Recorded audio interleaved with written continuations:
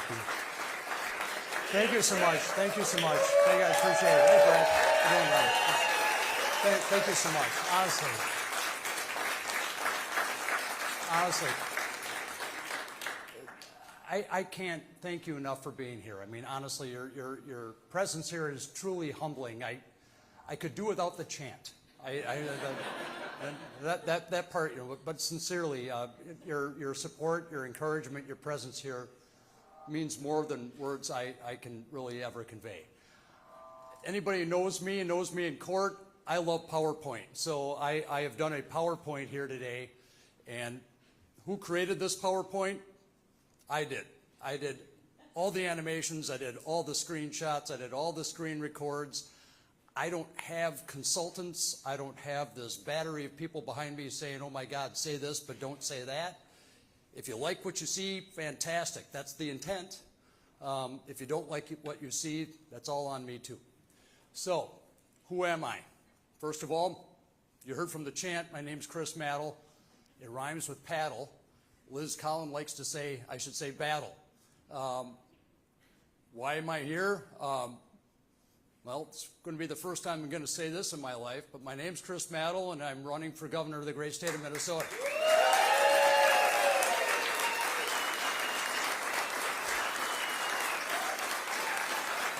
Thank you. Hi, Pete. Hi, Liz. So over there, my brother's over here. So we just made national news again here this last weekend, and for all the wrong reasons. And that is one of the major reasons that I am standing here today, is we've become a national embarrassment. And that is getting increasingly difficult for all of us just to stand and to watch this happen without standing up and just doing something about it. The way I've kind of organized this is to give a little bit more about me, so for some people that don't know me, and then I'm going to get into kind of my 4 priorities and goals that I have with respect to this campaign and my candidacy. So first, who am I? I'm from Waseca, Minnesota. I was born and raised in Waseca. And this is beautiful downtown Waseca. For the first time in my life, I just had a trial in Waseca this last summer. It was actually, it was a lot of fun. And then I went to Sacred Heart Elementary School, Catholic school from grades 1 through 4. I was an altar boy through my senior year of high school. I was repeatedly admonished and kind of made fun of by our priest, Father John Kuntz, who I absolutely love. But as my brother, who's also an altar boy, will tell you, Father Kuntz very frequently would like to make his altar boys laugh in the middle of service. I graduated from Waseca High School, and then I went to McAllister College in St. Paul. Went to the University of Michigan Law School, and then I worked for the Justice Department just for a short time. I then went to Robbins Kaplan, which is a national law firm here in town.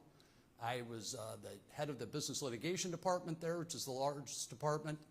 And I also was a member of elected member of the Executive Board. Ron Schutz, who's running for Attorney General, was chairman of the board of Robbins Kaplan after I left. And I started my own law firm on March 2nd, 2017, and have been here ever since. So this is my beautiful wife, Paula, who's here today with our beautiful daughters, teenage daughters. They go to public school in the western suburbs. Thank God they got their mother's looks. One of them received my ears, but they have long hair. So that's good.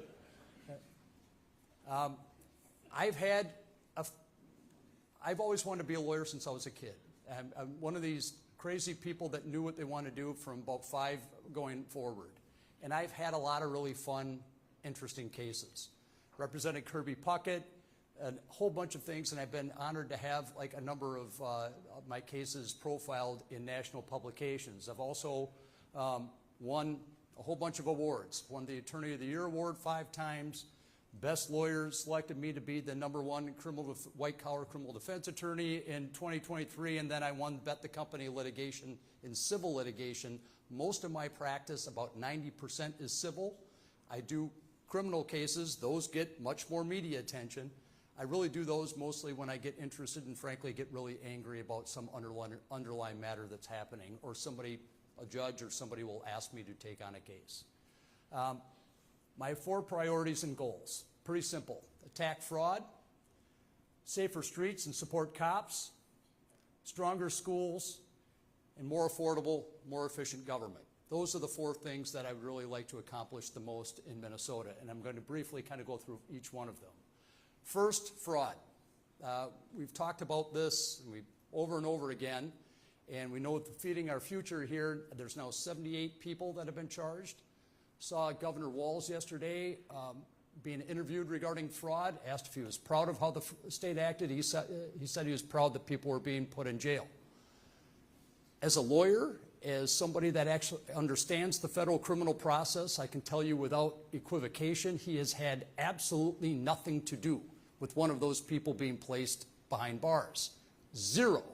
In fact, there have been several times with respect to whistleblowers in this state that have wanted to come forward, and his administration has done everything they can in order to block those people from talking to people that could actually effectuate the federal criminal law.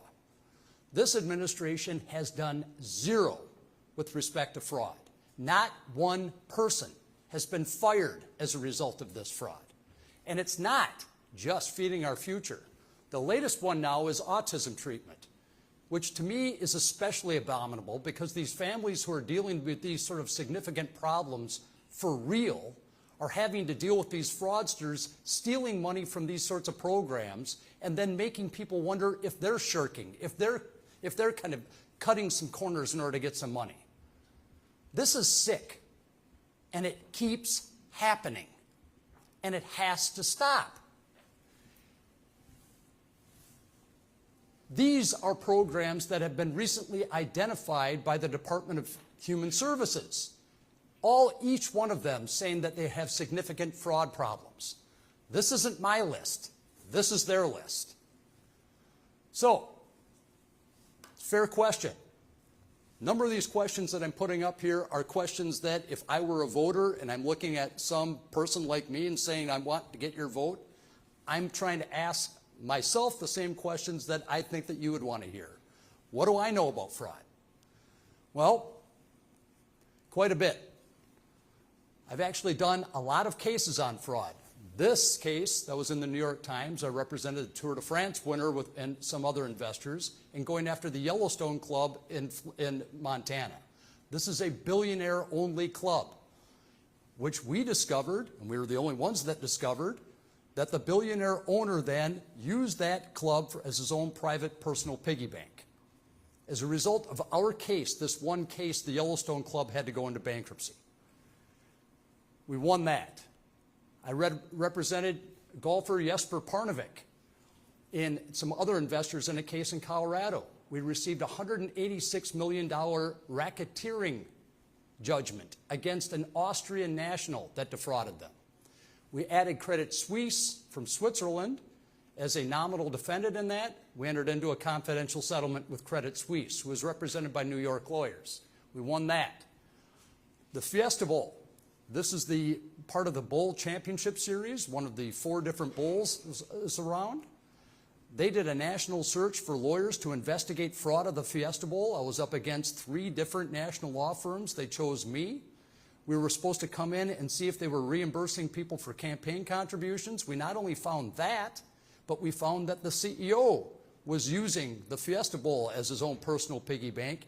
He ultimately went to prison, and several other people pled guilty as a result of our investigation. This was over a 250-page report that remains online. I did another case here involving Crown Bank with the CEO as a result of our case on that thing. He also went to prison.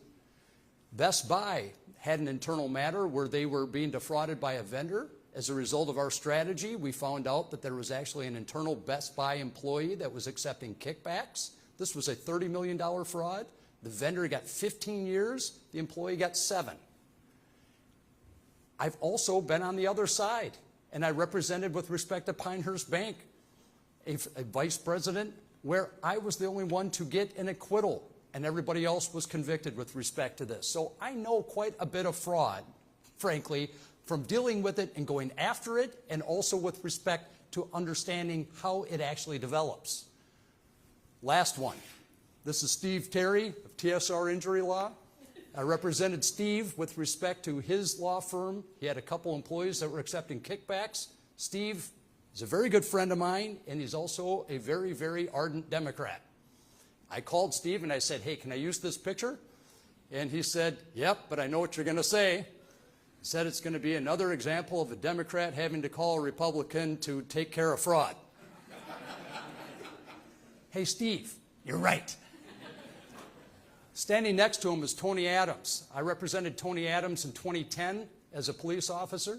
He was charged with felony false imprisonment because he believes some students, some kids across the street from his home were breaking into somebody's car. He was acquitted in less than an hour. I did that case for free, before it was ever cool, before it was ever done, because it was the right thing to do. Tony is now the head of security for the Timberwolves.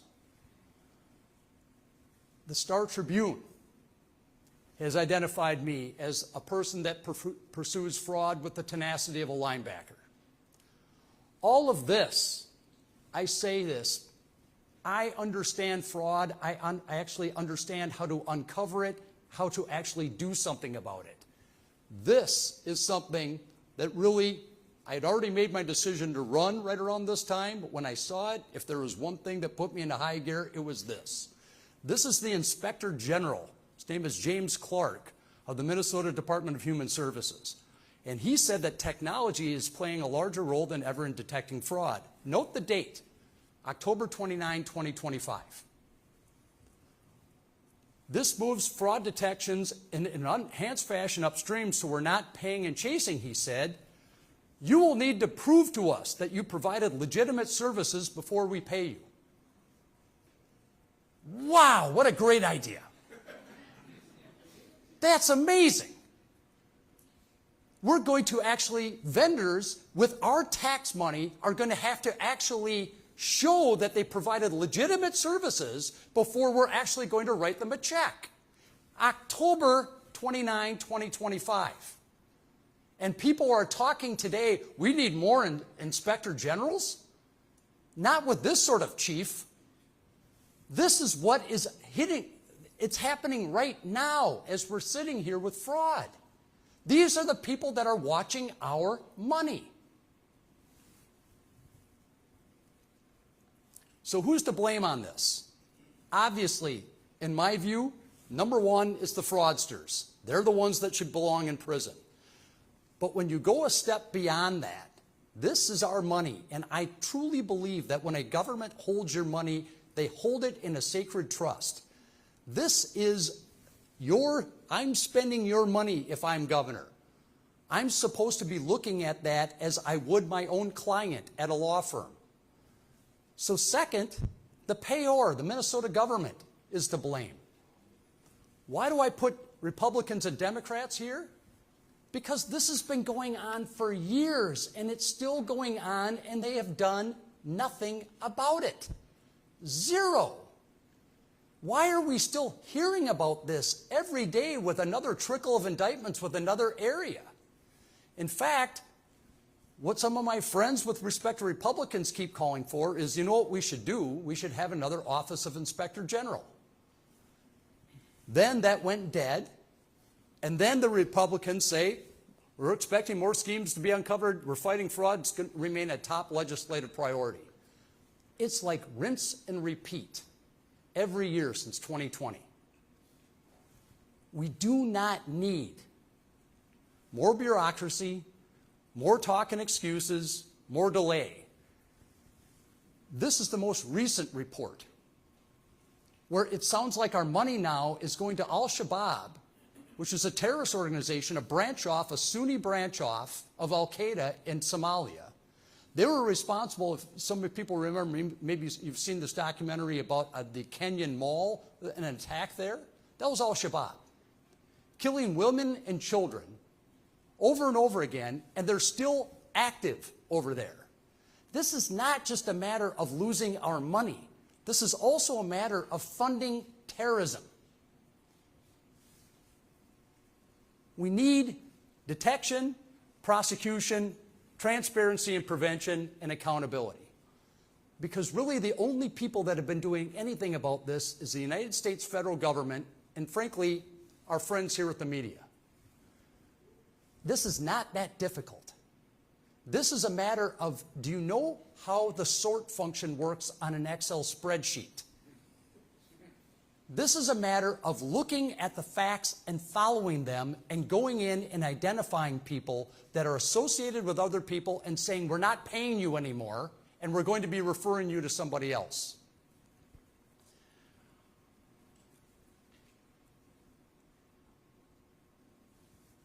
And I don't know if Ernesto is here. Ernesto Lodondo is from the Star Tribune, or I'm sorry, from the New York Times. My God, I'm sorry. So, and he's talking about a local criminal defense attorney here who wrote, this was just, again, just November 29, no one was doing anything about the red flags, he said. It was like someone was stealing money from the cookie jar and they kept refilling it. Red flags in the meals program surfaced in the early months of the pandemic, but the money kept flowing. This is 18 U.S.C. 4. It's called misprision of felony. And what this says, and it really has two elements. It says anybody that knows about a federal crime and takes an affirmative act to conceal it commits a felony, a federal crime. You know about it, you conceal it. I believe this is happening every day right now in the Walz administration. Whistleblowers are coming forward and saying they cannot tell people about fraud. This is one of the first things I want to do day one, is to crawl through not only first to make sure that that money's not going out the window, but who knew what and when. Because enough is enough with respect to this. Let's get it done. Also, the Minnesota Data Practices Act. CARE 11 has done a great job with respect to some of this housing fraud. They found that out through the Minnesota Data Practices Act. But one of the problems with this act, every lawyer knows this, every media outlet knows this. You send this request in to the state government, and it goes to the back corner of somebody's table, and they do nothing about it for years. Liz Collin has got a request of Governor Walz with respect to his vacations that he's taken on taxpayer dollars, still hasn't responded. I want to change this law. I want to say, hey, listen, if the government wants some reasonable period of time, call it 3 months, call it 4 months, if they want to go beyond that, you got to go to court and make an excuse with respect to this. I think it's fair that if there's one at a time, millions of these things coming in, I don't think you're going to find a judge in Minnesota that's going to say, I'm not going to give you a bunch of time to do that. But no more of this sitting on your hands over and over as people are trying to investigate where our money went. Because frankly, the only people that are doing anything on this is the federal government and the media right now. Safe streets, support cops. I don't really need to talk so much about the statistics here, but we can see the percentage change from 2019 to 2024 is remarkable. This one caught my eye especially, that there was a kidnapping of a 4-year-old boy inside of a car with a 6-year-old was pulled out by the parent before it was taken. Teen sexually assaulted on trails. Residents in South Minneapolis talk frequently. They're still down about 1/3 of cops in the Minneapolis Police Department. Andy Brem wrote this awesome, I think, a great column with respect to the Minneapolis City Council. I encourage everybody to read. This is the building you're in, all right? Tom Burke's here, and Tom is also on the 7th floor, runs the CW here in our building. He and I talk about our building a lot. Here, one random day of police cars all out here at this bus stop. These are pictures that I've taken from my office. One of the worst things about what's happening right now with respect to my building is I think that the people at Crime Watch Minneapolis are going to lose a very valuable source of somebody giving them a lot of pictures about what happens here at Penn's. Cop cars. This was August 27 of 2025 in the morning. I was at home, I was working out, I saw that there was another cop car right in front. This is the building that you're in right here, 800. There was a shooting there that day. One person was killed, another was wounded. August 27, 2025 was the same day as the Annunciation shooting. I had to send this around to everybody at my firm that day to say, hey, please be careful as you're going in right now. I don't know if somebody, every once in a while, we've heard plenty of gunshots here.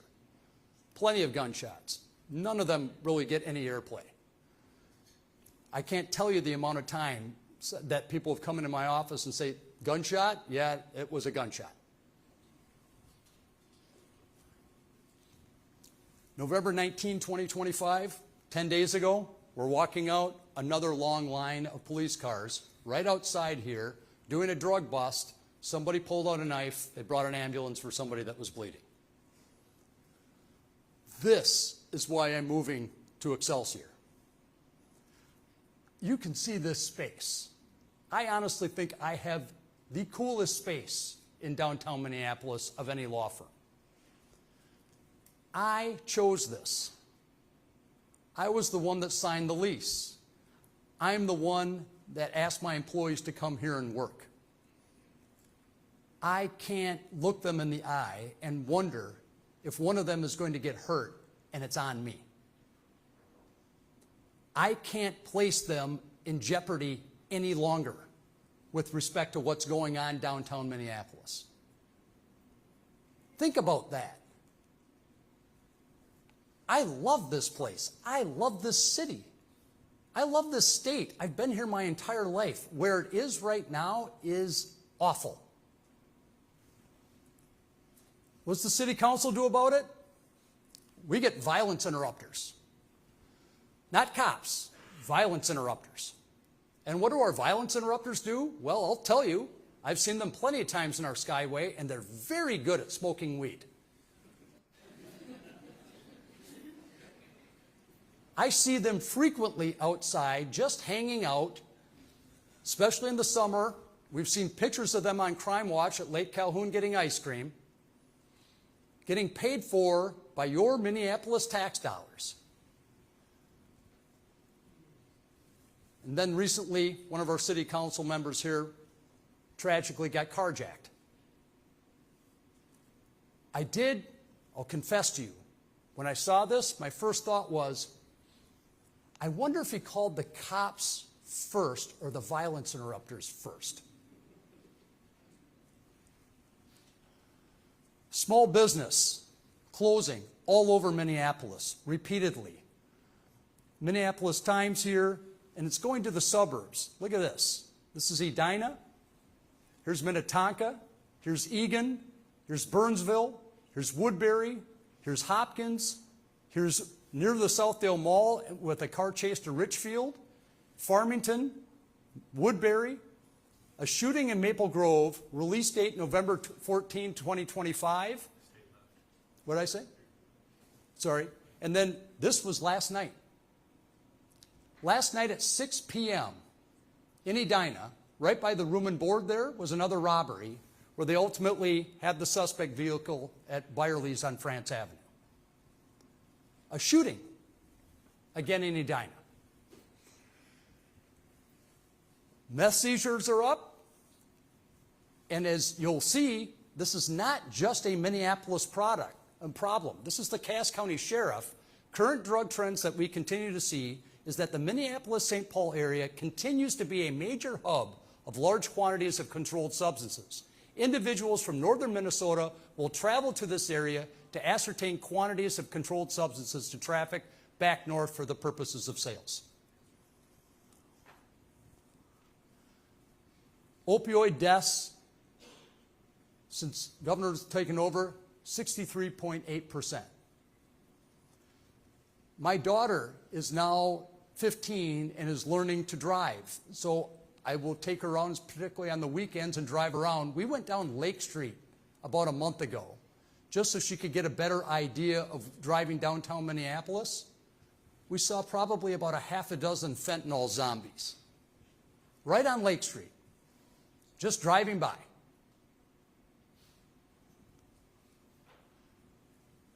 The conclusions that I'm trying to make and that I'm trying to impress upon everybody in Minnesota, this is not normal.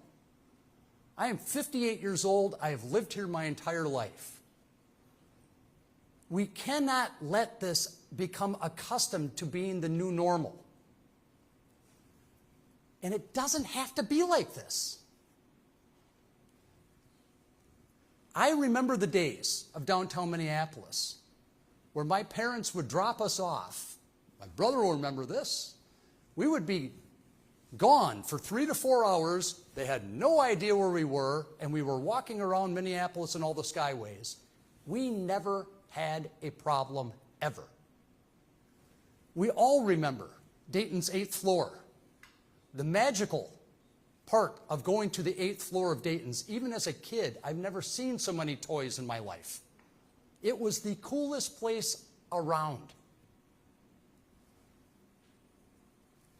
What do we need to do? It's one of the things that you'll hear from me, I hate politicians do. They love scoping a problem, but they never like putting their neck out and saying actually what they want to do. First thing, we need to have a mandatory minimum sentence for felons in possession of firearms. If you look at Minnesota statutes right here, 60911, it will say there is a mandatory sentence for possession of a firearm, felon in possession of a firearm. Except if the prosecutor doesn't want one or if the judge doesn't want one. That's not a mandatory minimum sentence. Fleeing a police officer. As part of my work with the Minneapolis Police and Peace Officers Association, I have found, and I've talked to so many cops that have said, now that they're fleeing, going after somebody, number one, and Ryan Londrigan, my client here, is in the first row, he'll tell you, you have to get permission. And then, number two, as you're going after them, you better be damn sure you don't hurt somebody, because then somebody's going to be going around and prosecuting you later on that. I want a mandatory minimum that if you're fleeing a police officer and you are caught as a result of a lawful arrest, you should have some time in order to think about that. These are not big asks, but they've been sitting there for years and nobody's done anything about them. Finally, back law enforcement. In this last legislative session, Republicans and Democrats voted to put new limits on public safety disability benefits. This is a poll that the Minneapolis Police and Peace Officers Association did of 1,241 officers, and in it, it said 98% of officers said they are somewhat, very, or extremely concerned about the risk of prosecution for on-duty actions. 90% said very or extremely concerned. Pause on that for a second. 9 out of 10 cops are worried that they're going to get prosecuted for something that they do on the job. Do you want a better example of that? He's sitting in the front row. A hero of law enforcement gets prosecuted for murder, manslaughter, and first-degree felony assault. And then we're like, well, geez, cop, run in there and save us. Enough. This is one that really gets me going. If you are an employee of a Minnesota corporation and you get charged with a crime, you can have your employer required to pay your fees, your attorney's fees, to defend you in that crime. Cops, nope. They have to pay union dues that go to organizations like the MPPOA to pay lawyers.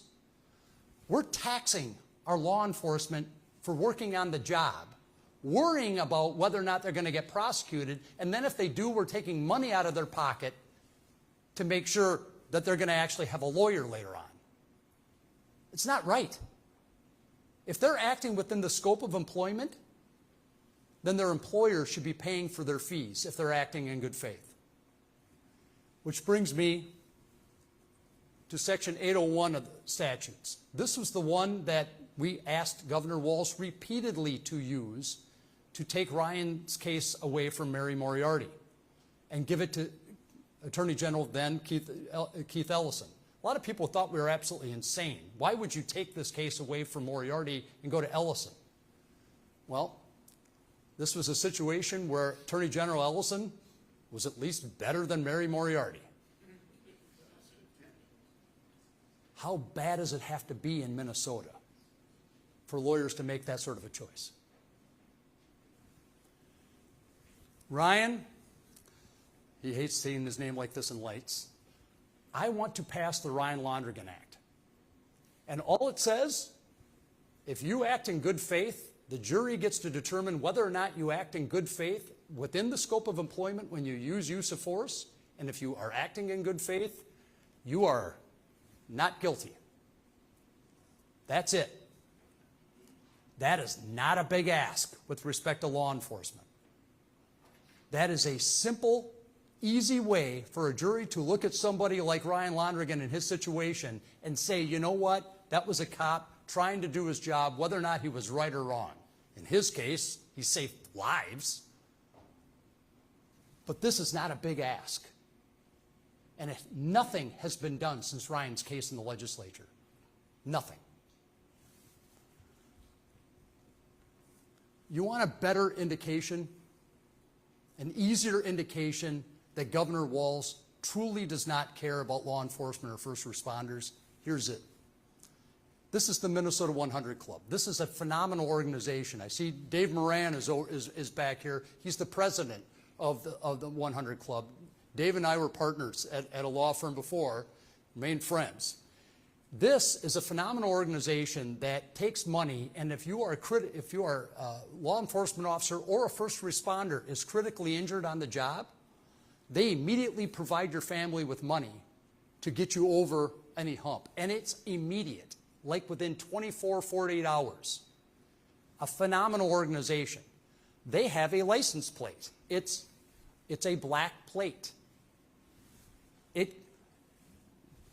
KSTP's done stories about this. It costs $15.50 to get the plate, and then $40 a year extra to have that plate. All of that $40 goes to the Minnesota 100. This was in effect before the black license plate. Which one got the press conference?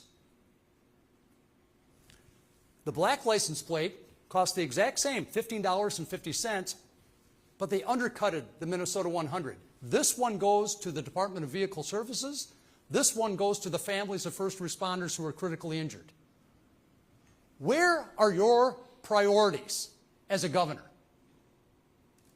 Are they with the families of first responders that have just gotten hurt on the job? Or to go there and say, hey, look, I got this really cool black plate and I can make some more money off it for the state government? Is it a mystery why when law enforcement are fallen, die on the job, that their families don't want this man to show up at the funeral?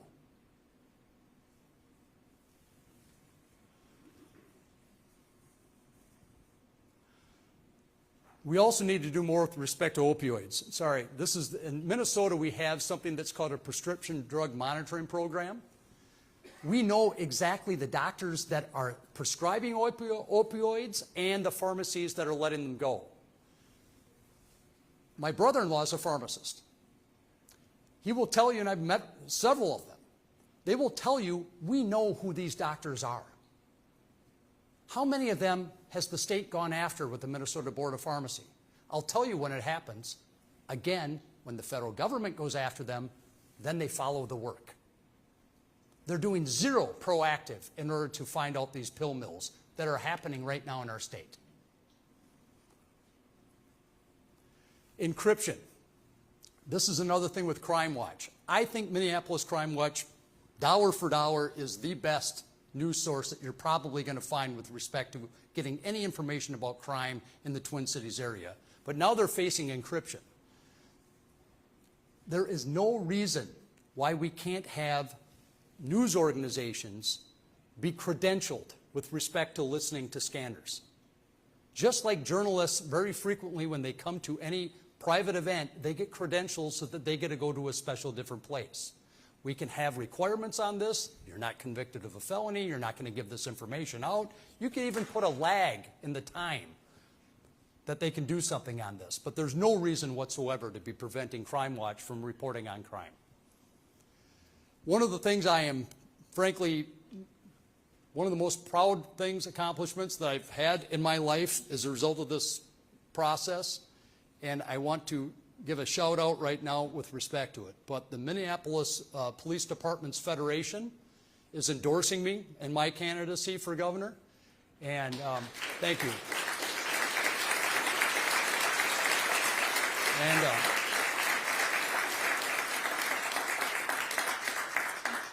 my work on behalf of law enforcement has been some of the most rewarding part of my career. And to have their endorsement and know that I actually have their back sincerely means the world to me. And I just want to thank all you brave men and women, and I thank you so much for the job that you do for all of us every day. I am not ever going to let you down.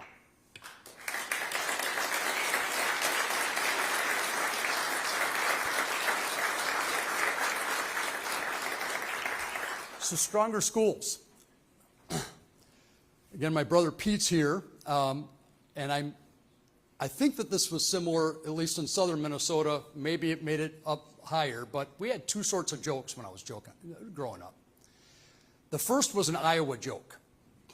The Iowa joke was when you were kind of ribbing a friend and you were saying that they were sort of dumb. Not real dumb, just sort of dumb. If you really wanted to go nuclear on your friend and you were 10 years old, you said they were from Mississippi. Those were the dumb people. Well, joke's on us. Mississippi's fourth grade reading proficiency was 49th in 2003. They're 9th today. In 2013, they signed something called the Literacy-Based Promotion Act, which more or less just went into how to read with phonics. You can see, here's this chart by the Department of Education. Mississippi here, #1 in the country in moving things forward. Where's Minnesota? Right here.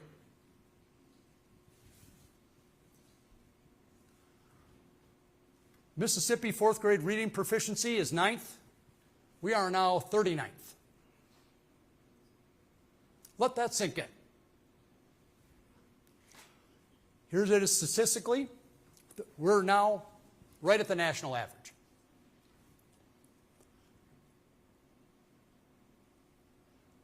These are two, I think, interesting charts. This one in particular shows, this is when Governor Walz came into office. We've gone straight down since 2018.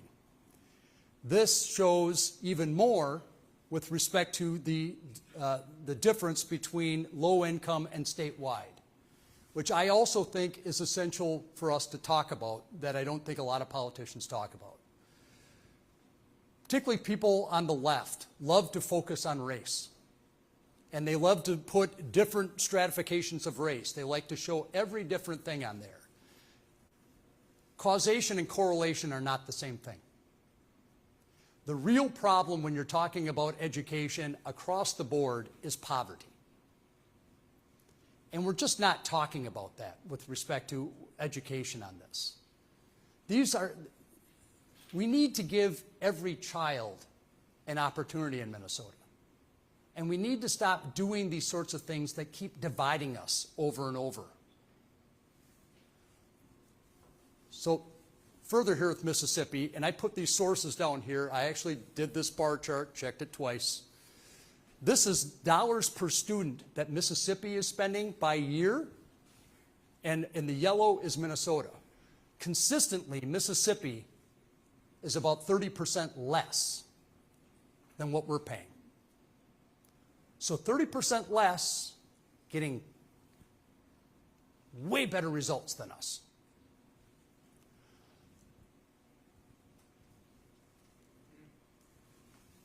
He's a teacher. This has happened on his watch. He's a teacher.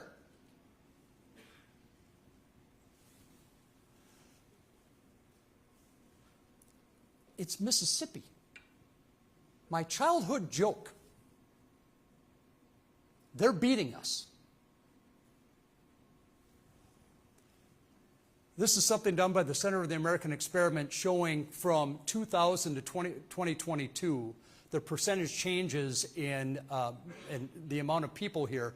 Teachers are up 5%, students are up 2%, principals and assistant principals up 50%, district administrative staff up 132%. My proposal, this is going to be a real tough one. Let's take this money and give it to these teachers. Why do we need this? This also annoys me to no extent. This is a publication by the American School Counselors Association. They recommend a ratio of student to school counselors of 250 to 1. So a lower is better. So if you're 100 to 1, that means you've got more school counselors per student.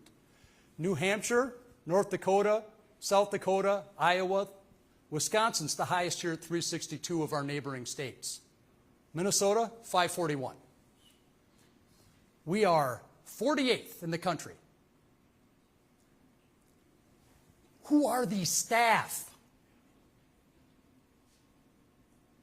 And when we're talking about violence in schools, who better to find those troubled students than a school counselor?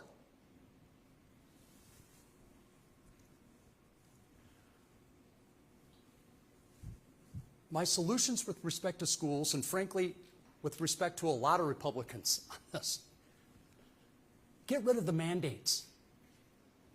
I don't want my kids who go to public school have to have their teachers looking at state requirements over and over again about how to teach my daughters. Just get rid of them. They're all unfunded. They're putting it all on the districts anyway. Concentrate on two things, reading and math. You learn to read, you read to learn. It's not that difficult. I can't believe I'm saying this, let's do what Mississippi did. More effective, efficient government. Heard a lot about affordability here. This is just recently by the Chamber of Commerce again. Our accelerating growth, we're ranked 38th, growing Minnesota workforce, barely going up, and we're net negative now. Our current business cycle, the thing that just, again, I really want all voters, not just Republicans, but honestly, I would like the treasured people that are in the middle, the most reasonable people in the middle, just focus on this. We have never been like this before in my life. My life, we've always walked around with that pride of being a Minnesotan, that we are somehow different. Yep, our taxes are high, but our schools are 10 times better than everybody else's. Yeah, our taxes are high, but our roads, our economy, we always had the most Fortune 500 companies of anybody. They're all leaving.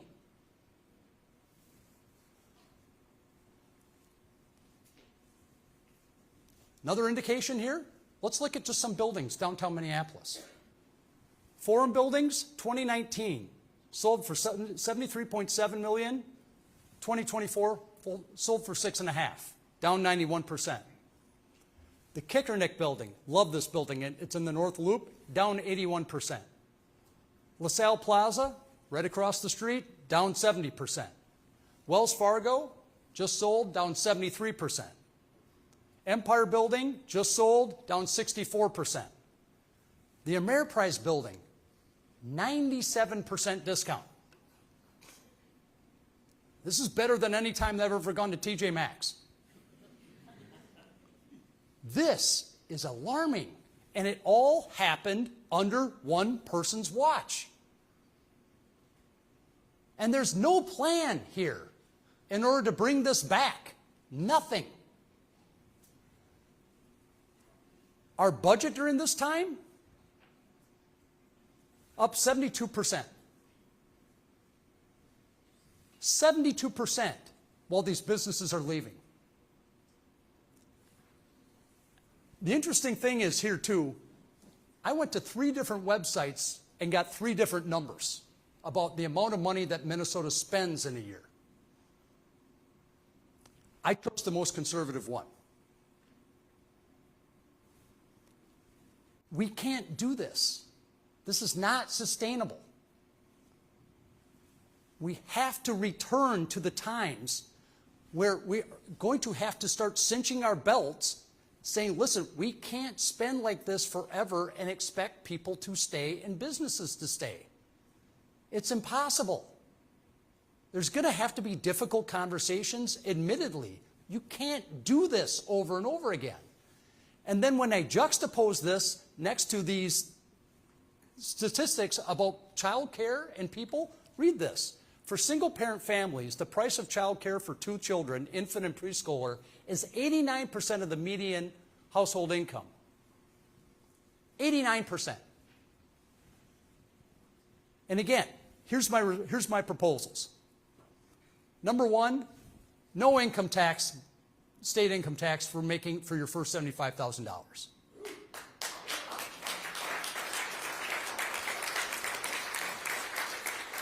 Why choose this? Again, this is the state government's, this calculator exists online.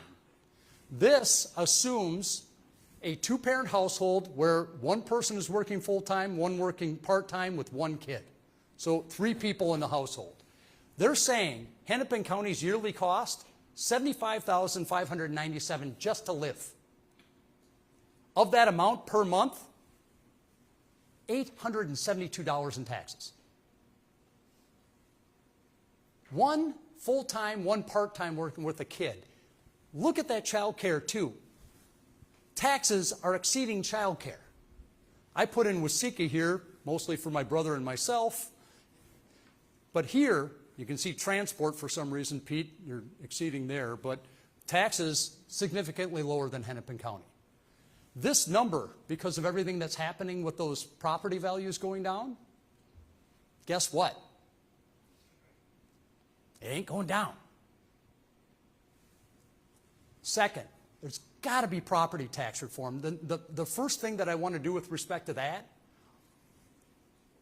I sincerely believe every year when I'm paying that, I feel like I'm rebuying my house every year.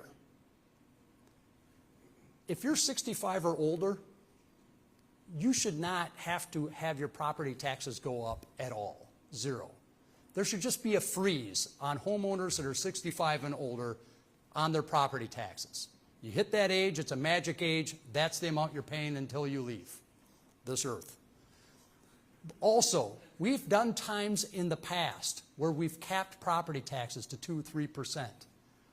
I learned in college one of the easiest ways for me not to spend money was not to have it.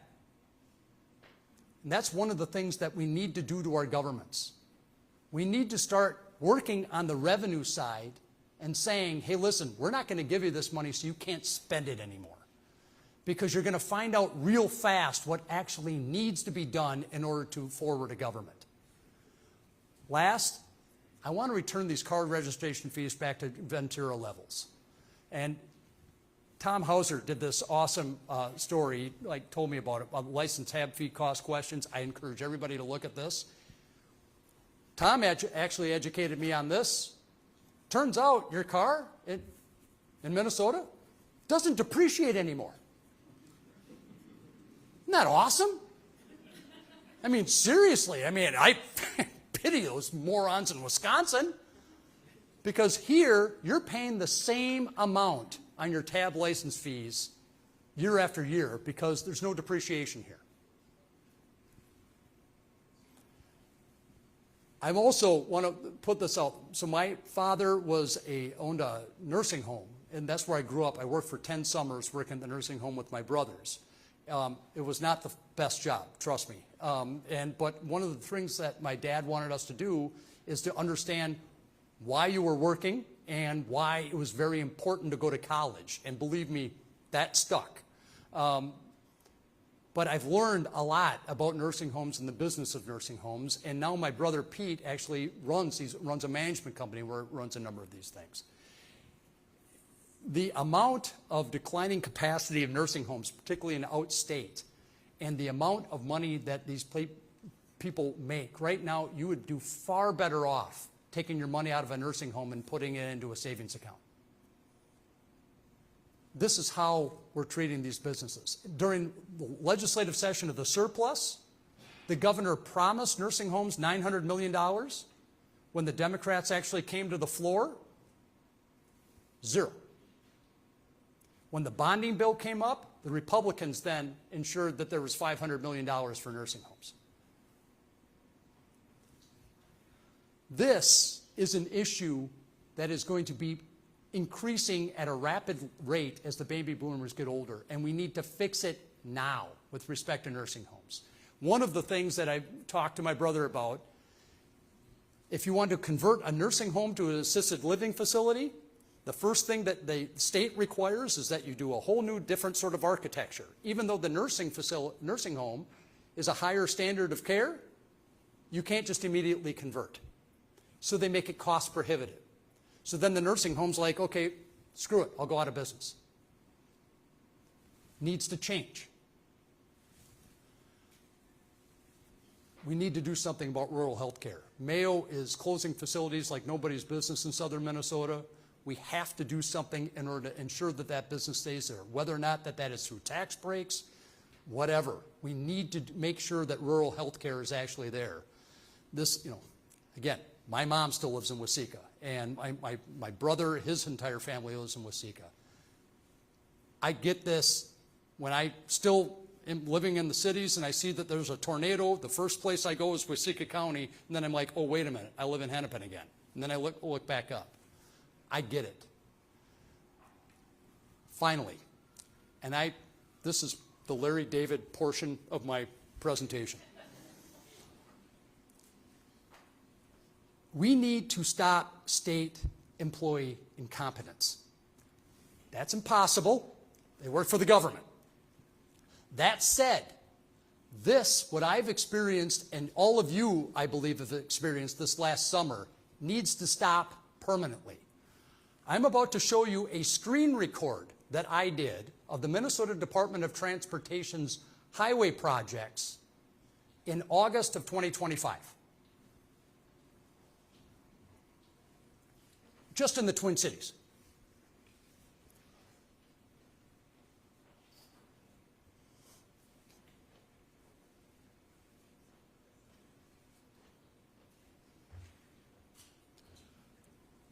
At 35W,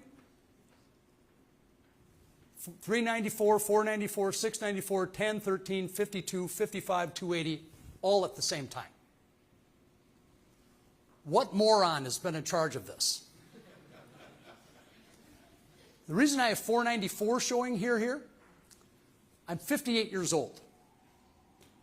I cannot remember a time in my life that 494 was done. Mark my words. As governor, I'm going to investigate whether or not somebody has a hidden gold mine under 494 in Bloomington or someplace around in Richfield, because that needs to stop. Enough of this. When you're going to the mall, when you're going to the airport, you shouldn't be doing some sort of Baja course for the rest of your life. At some point, this has to end. Stop it. So, that's the meatiest part of the portion. Now I'm kind of getting into the portion here where I'm kind of talking about like what people are more or less going to be saying about me. So, first, and they've already kind of started online, the people on the left and on the right, but I'm going to start with the people on the right. So on the right, I have given money to Democrats. This is true. I am in good company with respect to this. President Reagan, President Trump also gave to Democrats, and if you are looking for an apology from me, you have come to the wrong person. My brother will tell you I essentially have not changed very much since high school. I had a Reagan-Bush poster in my room as a high school student. I was a nerd. And I have done everything I can with respect to protecting my clients and my business. I'm in a bipartisan business, and I have been extremely successful doing what I have done. Ryan Londrigan is a free man today, due in part to my contributions to Democrats. Of that, I have no doubt. You have a problem with that? I don't give a shit. By the way, I would like somebody to show me some other Republican candidate, not just for governor, but statewide, that has done more to advance conservative causes in Minnesota. I represented the Center for the American Experiment for free, won.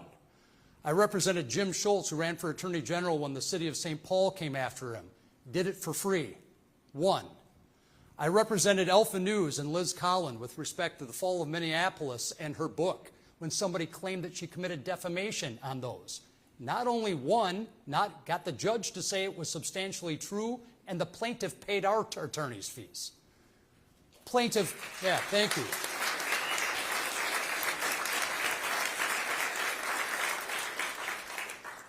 Represented this man, Ryan Londrigan, murder, manslaughter, first-degree felony assault charges. Mary Moriarty brought in people from Washington, D.C. against me because she said, and I'm quoting, because of the way that the case is being litigated. That was me, won.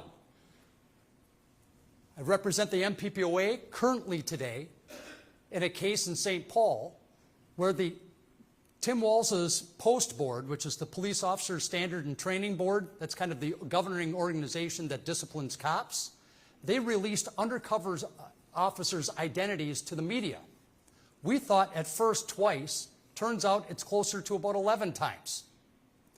We got an injunction against them to stop them from doing it, and we got a state class certified of all undercover officers in the state that Governor Walz's post board now has appealed to the Minnesota Court of Appeals. Won. Has anybody accomplished this sort of stuff? And I did it all in Hennepin and Ramsey County. I started Ryan's case by saying open season on law enforcement must end, and that it's going to end with this case. One of the things I'm most proud of in my life, it has started to end as a result of Ryan's case. And you elect me, it's dead. Oh, and she's not running again, too. I think I had something to do with that.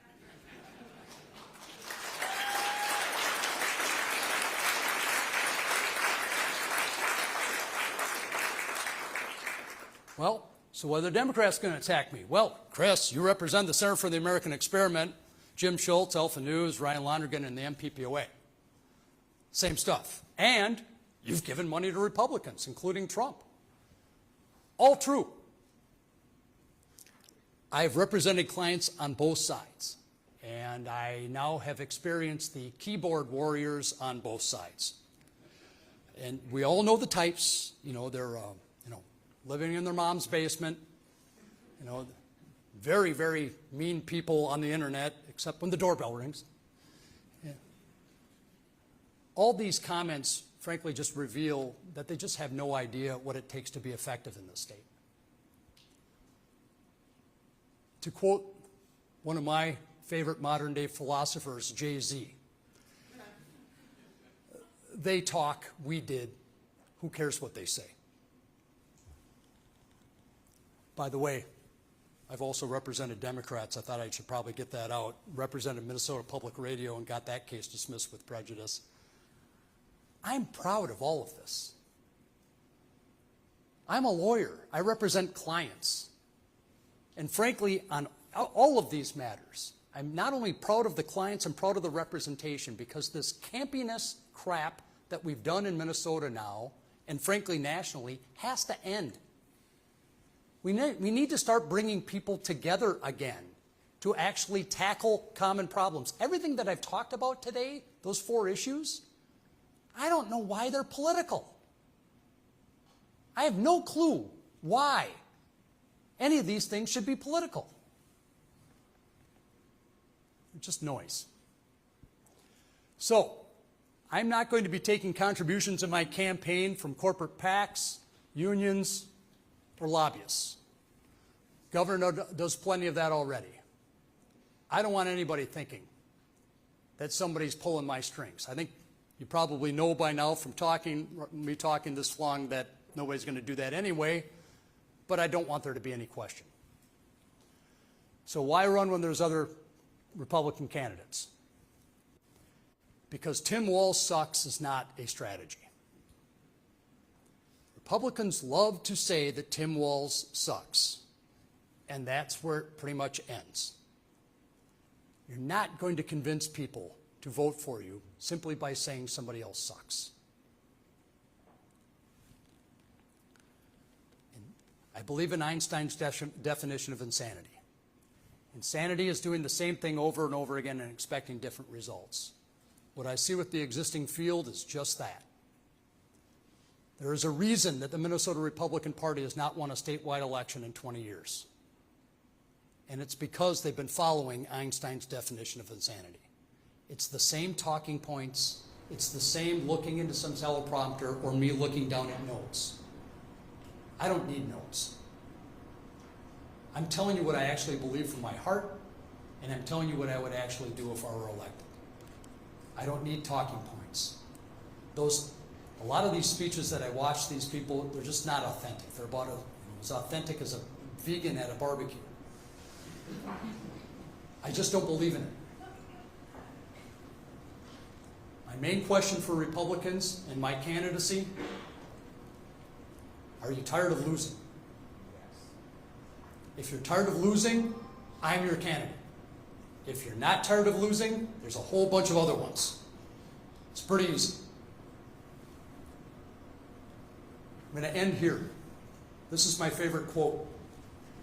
This was done by Thucydides. He was an Athenian general, and he wasn't that great of a general, but he was kind of known for the father of political science, actually international relations. And he said, "The secret of happiness is freedom, and the secret of freedom is courage." The reason I loved it is that my brother Pete and my high school teacher, John Bendix, made me read this book.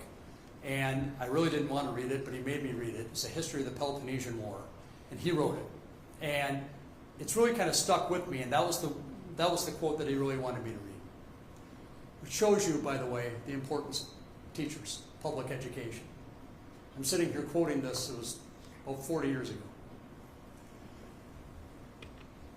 The reason I really love this is that this was about 2,100 years before our country was created. And he said exactly why our country was created. Secret of happiness is freedom, secret of freedom is courage. Our forefathers couldn't have created this country without a hell of a lot of titanium, you know what. And they did it. But this word, courage, to me is what is most lacking right nowadays. For too long, we've seen billions of dollars, our dollars, go out to fraud. We've let it fly out the door to fraudsters. If I were elected, the thing that I want to do is to do one of two things with that money. Number one, make sure that it's going to the government program that it's supposed to go to, or number two, put it back into your pocket. I'm going to investigate fraud. I'm going to reveal it. I'm going to litigate it. I'm going to prosecute it. There's going to be no more excuses. There's going to be no more asking the federal government to help us out. No more writing strong letters to somebody. Just got to get the job done. Move it forward. I want to make the streets safe again. And I want to do that with the number of the brave men and women that are here and throughout the state that are protecting us. I'm going to back the blue, not with empty words, but actually with the courage to back it up. The days of law enforcement not being able to do their job are over. It is high time that we let cops do their jobs without some jackass politician second-guessing their every move. We need to rebuild Minnesota schools. I want the money to go straight to the classroom and not some bloated bureaucracy. I want to empower parents, I want to support teachers, and I want to ensure that every school, every child, no matter what their zip code, is getting a world-class education that prepares them to win at life. And I want to make things more affordable again. You can rest assured, I will do everything in my power to lower your taxes. We are just paying way too much in Minnesota, and we're shoving people out. It's almost as if, like traffic, they didn't want me to come downtown Minneapolis. Now it's like they want people to leave. And it's so obvious. I really don't want this to be a campaign.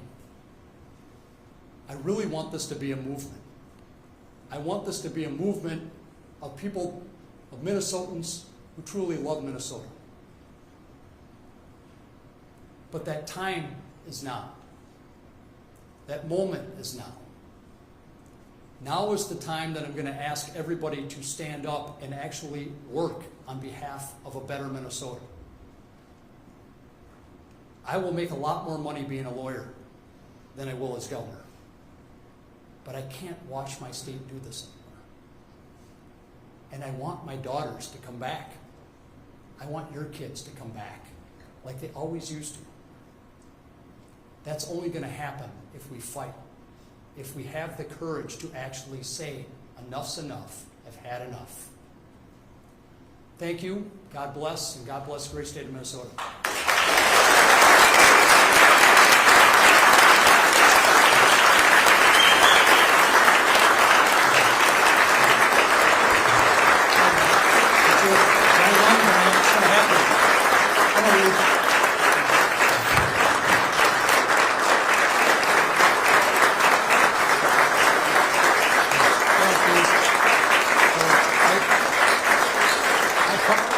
A couple questions, so let's do that fast though, because I think I'm against people's lunch, so we'll just do a couple questions.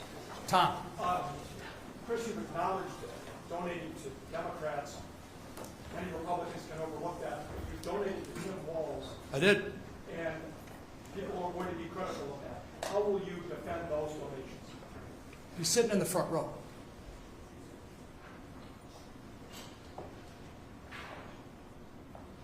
Tim Walz, if I did not have connections in going in with Tim Walz and representing police officers, I had no connections into Tim Walz or anything whatsoever. And when he was down in the 1st District, Tom, my dad had me meet him. I actually met him at my dad's assisted living facility. I had lunch with him down there. He described himself to my dad and me as center-right. At the time, he had an A rating of the NRA, and he voted against the Troubled Asset Relief Program, which was not supported by the vast majority of Republicans. He actually broke ranks from the Democrats. That's a pet issue of mine, by the way. That's the one where we gave the banks billions of dollars and made banks that were too big to fail even bigger. I think Tim Walz was 100% right back then. But with respect to these contributions, zero apologies, none.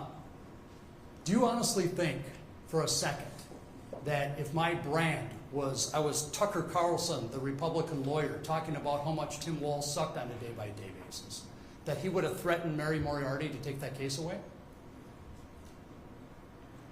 On Ryan Londrigan's matter? Not a chance. Next question? Yeah, Ernesto. Hi. If you were governor, how would you navigate the issue of the state's cooperation with immigration enforcement? Would something change as a matter of policy?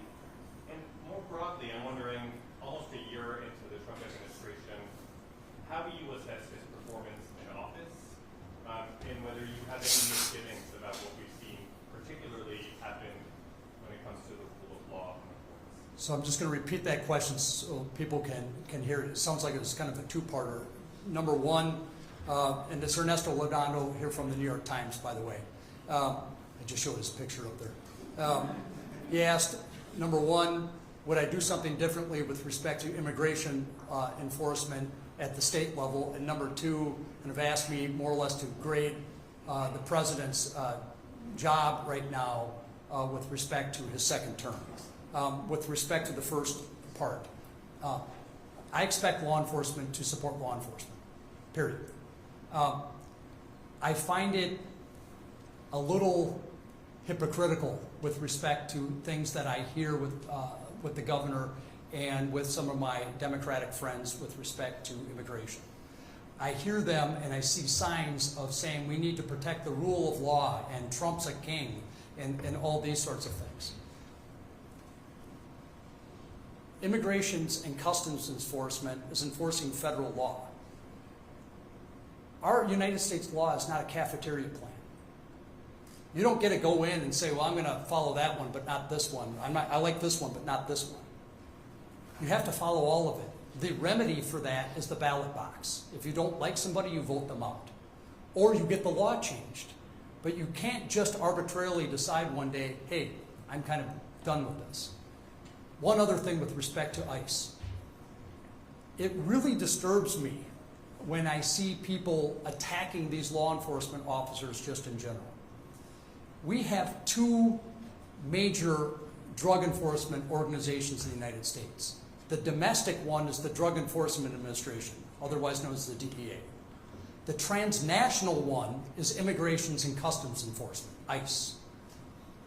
I have met agents, and actually it's a friend of mine from Florida that operated an operation, you should look it up, called Operation Casablanca, where it's the largest money laundering operation ever in United States history that brought down the top Mexican banks for laundering drug money into the United States. So when I see people attacking ICE, I'm asking myself, what in the hell are you doing? With respect to the grading of the Trump administration, I'm not taking the bait. Tim Walz's performance this far speaks for itself. What Tim Walz wants to do, every one of his sentences has three things: a noun, a verb, and the word Trump. That's all he's got. I'm going to stick to Minnesota. And in this campaign, if questions are targeted at something that aren't going to improve Minnesotans' lives, again, to quote the great Ricky Gervais, I just don't care anymore. Actually, I just lied. I never did. Will you seek his endorsement? I will seek your mom's endorsement. I will seek everybody's endorsement.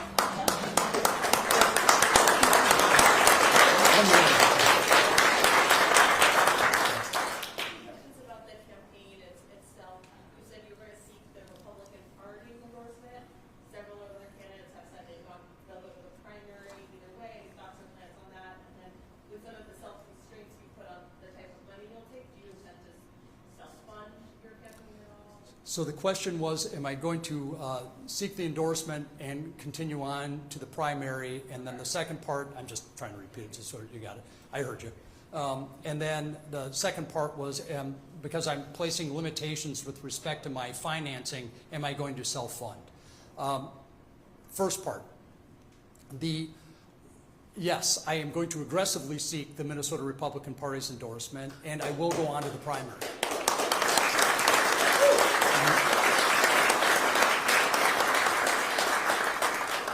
With respect to, am I going to self-fund my entire campaign? No, I don't. I've looked in my bank account. I definitely do not have $10 million. So I don't have that. But am I spending some of my money right here with respect to this? Yes, I am spending money. So I am going to be self-funding, at least in part, with respect to the campaign. But I'm going to be relying on a lot of people. And I'm already kind of tapping into a lot of my friends, a lot of clients that I'm going to be begging them for their money. And I'm going to be dialing for dollars. And I'm going to be looking at, and frankly, I'm not going to be just looking to Republicans. I'm also going to be looking to more moderate Democrats that I've talked to. A lot of moderate Democrats have told me about how appreciative they are for my representation of Ryan and what we did with respect to Ryan's case. They know what needs to be done in Minneapolis. Minneapolis has got a couple screws loose with respect to its city council and the people that they're electing here. When we're sitting around and saying Jacob Fry is the most reasonable person in the room, you got a major problem. Chris, So, okay. thank you. All right. Just one quick follow-up. The DFL party, while you've been speaking, has sent out a release saying that you've built your career defending violent criminals, representing fraudsters, rapists, pedophiles, getting many of their charges and cases thrown out along the way.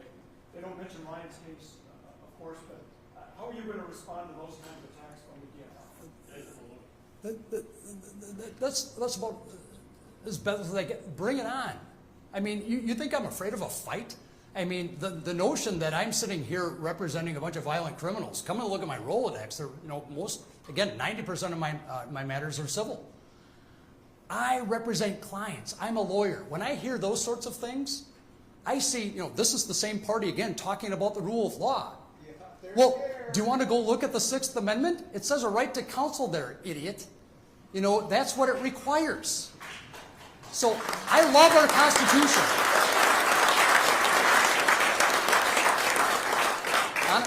Honestly, if that's the best you got, looks like I'm your next governor. Thanks.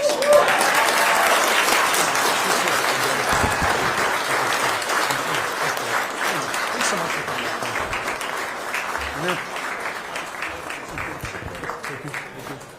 Hey, Brooks.